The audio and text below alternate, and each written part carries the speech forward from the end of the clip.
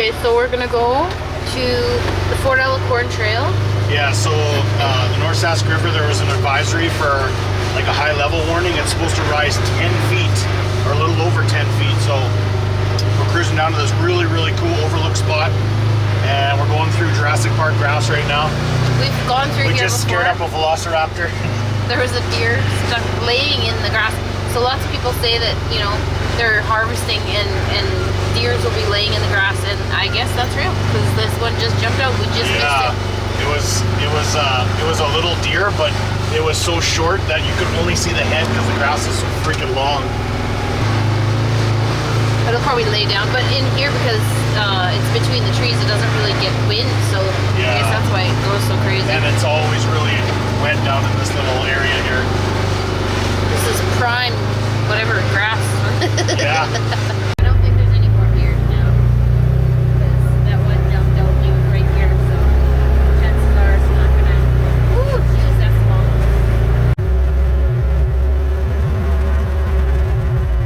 Our garden. Yeah.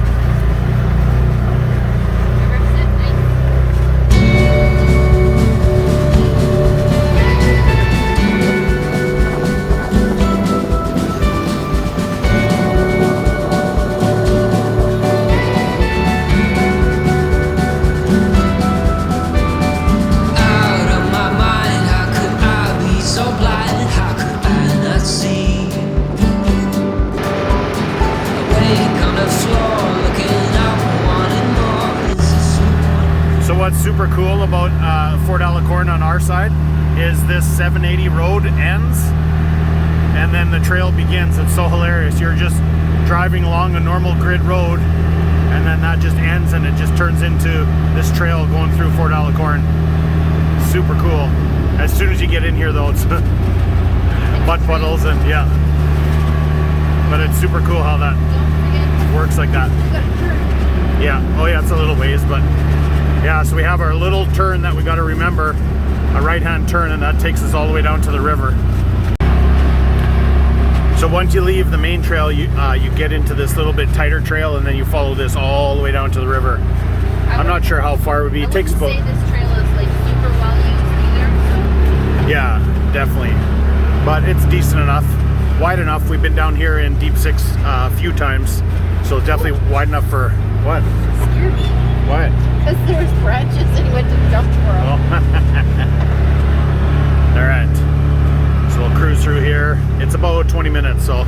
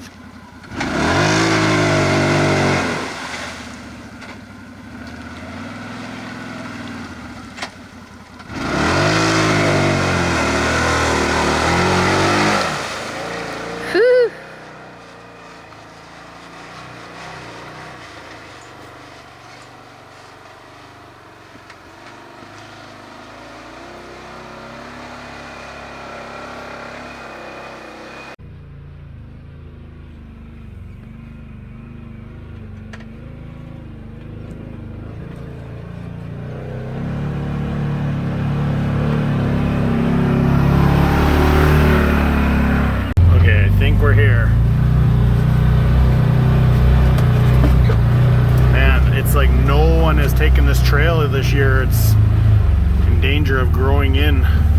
So it's really tight and it's kind of hard to tell, but it's a long ways down there. So you get this really, really epic little lookout here. Holy, all these trees weren't down last time we were here.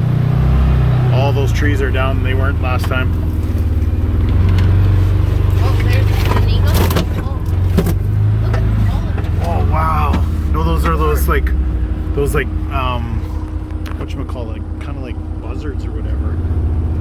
Wow.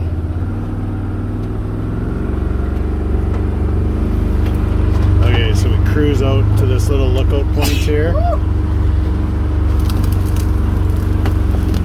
Yeah, the river looks extremely high. Wow, so rad. Wait till you see this view, you guys. Wow. Look at these guys just floating. Yeah, the river is crazy high. Usually you can see all this shore along there. Wow. The water is extra brown because the flow is fast and high, so it washes all the stuff off the shore. Man, I wonder what these guys, how these guys are gonna like the drone. I want to fly the drone from here. So that should be interesting.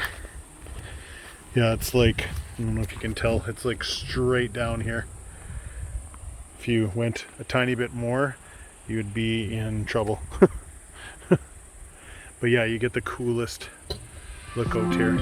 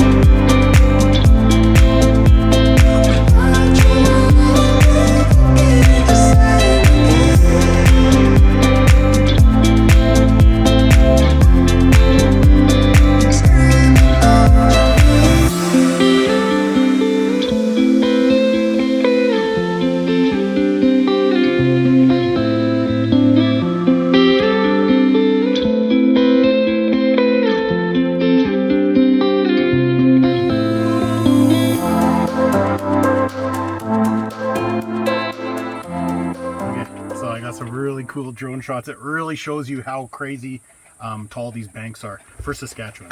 This is like our this is our mountains. Saskatchewan mountains right here. So do you Mountains. guys see this little mini Pro 3? Like it weighs like nothing. And I got the little it's like the smart controller, so you don't have to hook up your phone.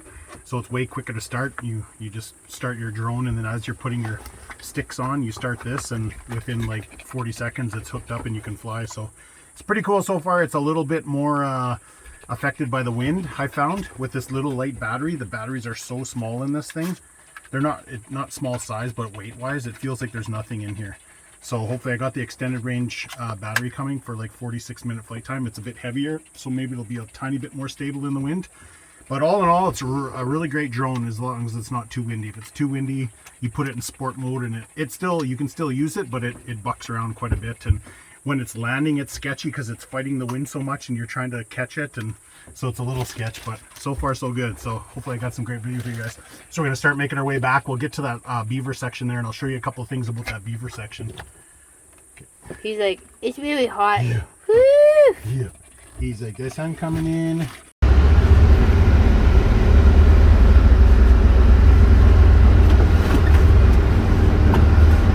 So this used to be a little lake.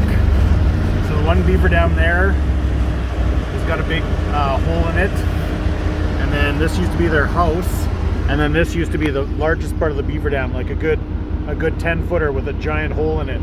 So this whole thing would have been water right up to the top of the dam. So this whole area would have been flooded. Must have looked awesome.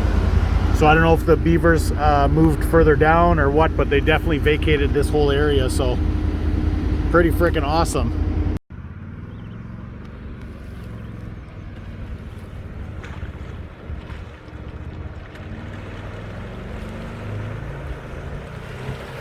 Holy horseflies are nasty.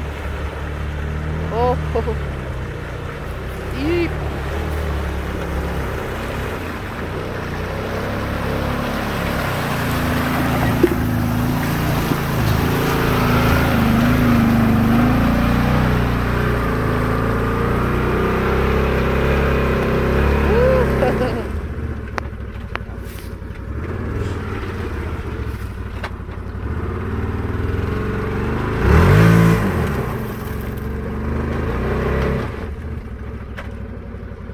What about right here?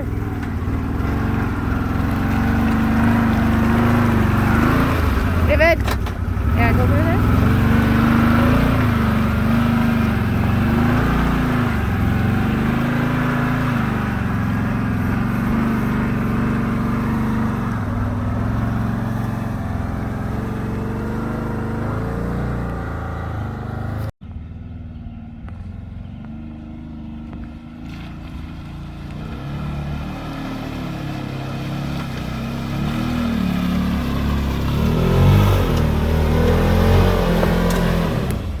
Okay, see if you can carry momentum. If not, we'll just winch. Back up? Yeah.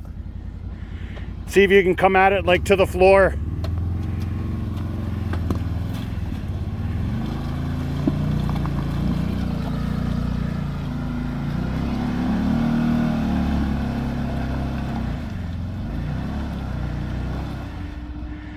That's good.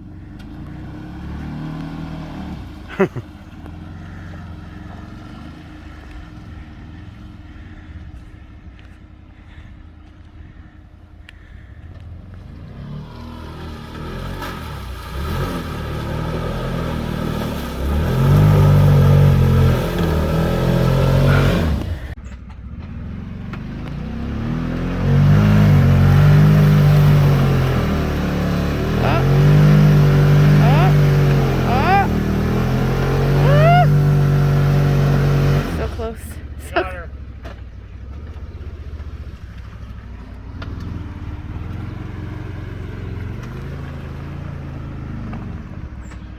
Everything went, man.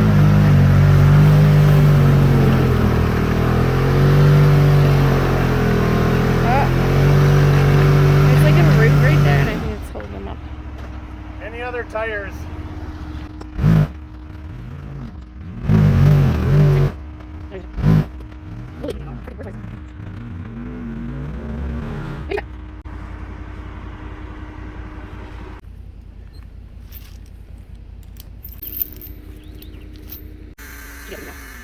Okay.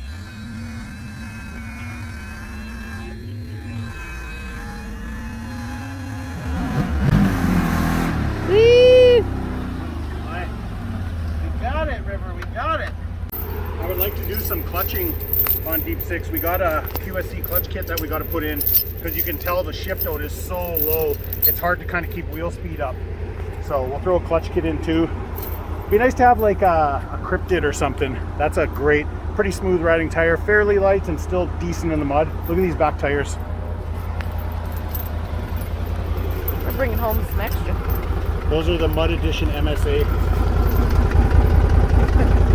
That one's extra. This we're bringing home with us. Is that a frog or? It should be. Look at That's that. just for Look at your, the windshield. that's for your garden. Right. So it should be pretty smooth sailing the rest of the way out now. What do you think, River? Yeah, he says, yeah. Yeah. Open that window and then we breathe. Yeah. Woo!